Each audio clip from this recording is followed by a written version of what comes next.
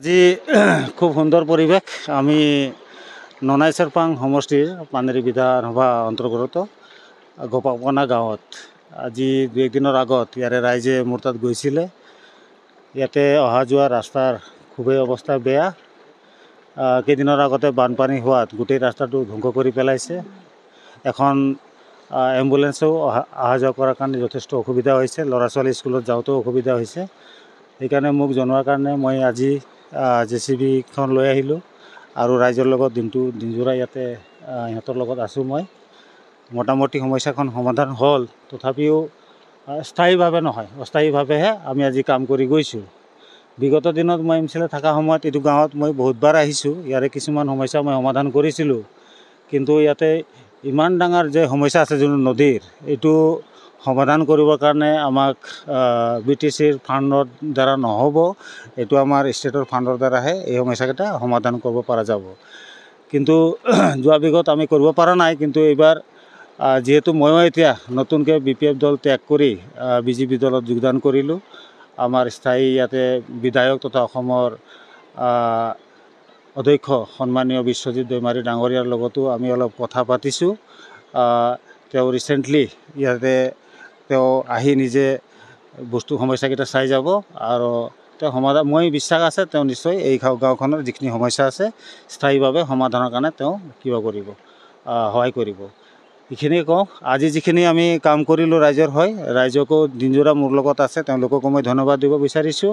আৰু এই কামত আমাৰ অধ্যক্ষ ডাঙৰীয়া বিশ্বজিৎ দৈমাৰী ডাঙৰীয়াও যথেষ্ট সহায় কৰিছে, তেওঁকো ধন্যবাদ দিছোঁ।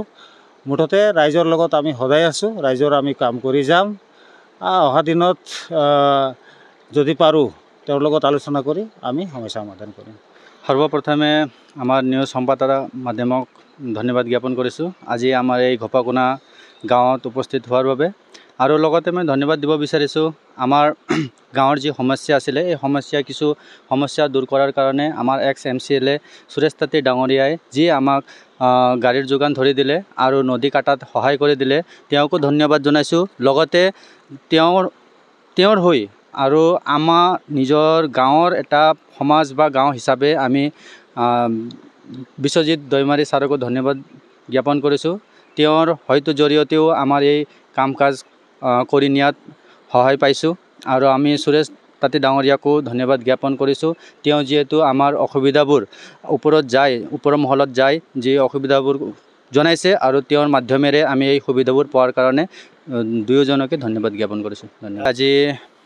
আজি ৰাতিপুৱাৰ পৰা আমাক JCB যিহেতু সুৰেশ তাঁতী ডাঙৰীয়াই পঠাইছিলে, ইয়াৰ মাধ্যমেৰে আমি বহুতখিনি নহ'লেও কিছু 1-1.5 কিলোমিটাৰমান 2-4টা জেগাত পানী কাটিবলৈ সক্ষম হৈছোঁ। এই পানী কাটাৰ ফলত আমাৰ গাঁৱত যি গৰাখহনীয়া হ'ব ধৰিছিলে বা হোৱাৰ সম্ভাৱনা আছিলে, এই সম্ভাৱনাবোৰ মোটামুটি 70% কম হোৱা বুলি আমি আশা কৰিছোঁ।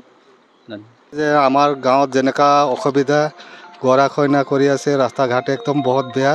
তো আমি সঞ্জীৱ তাঁতী ছাৰৰ তাত গৈছিলোঁ। তেওঁ আজি 4 দিনৰ আগত তেওঁ ক'লে যে হ'ব JCB ডাম্পাৰ ট্ৰেক্টৰ পঠাই দিম বুলি ক'লে। আজিলৈকে পঠোৱা নাছিলে। তাৰপিছত আমি আমাৰ MCL সুৰেশ তাঁতীক যে আমি ফোন কৰিলোঁ, একবাৰ আগত কাম কৰি আছিল, তাৰ কাৰণে তেওঁক ফোন কৰোঁতে আৰু তেওঁ ক'লে যে হ'ব মই পঠাই দি আছোঁ বুলি আজি পঠাই দিলে। আৰু মোটামুটি কাম হৈয়ে গ'ল। যোনে আমাৰ অসুবিধা আছিল অসুবিধাবিলাক দূৰ কৰি দিলে। সেইকাৰণে তেওঁক সুৰেশ তাঁতী ডাঙৰীয়াক আমি ধন্যবাদ জনাই আছোঁ। আমাৰ সঞ্জীৱ তাঁতীকো ধন্যবাদ জনাই আছোঁ। আৰু তেওঁ মাতি পালে আমাক গামোচা টুপি পিন্ধুৱাই দিলে। তাৰপিছত JCB ট্ৰেক্টৰ পঠাম বুলি কৈছিলে, কিন্তু কোনো পঠাই দিয়া নাই। আমি 3 দিনলৈকে বাট চালোঁ। তাৰপিছত যোৱাকালি আকৌ আমি সুৰেশ তাঁতী ডাঙৰীয়াক ফোন কৰিলোঁ। তেওঁ কৈছে যে হ'ব দে মই পঠাই দি আছোঁ বুলি তেওঁ কালি পঠাই দিলে। ৰাতিপুৱাৰ পৰা ইয়াতে ৰাইজৰ লগত জড়িত আছে, দিনটো কষ্ট কৰি আছে। এনেকুৱা টান ৰ'দত তেওঁ বহুত কষ্ট কৰি ভুগি আছে আমাৰ কাৰণে, ৰাইজৰ কাৰণে। আজি অলপ বহুত ভাল লাগিলে। সেইকাৰণে আমি সুৰেশ তাঁতী দেৱক মই আমাৰ ফালৰ পৰা ধন্যবাদ জনাই আছোঁ।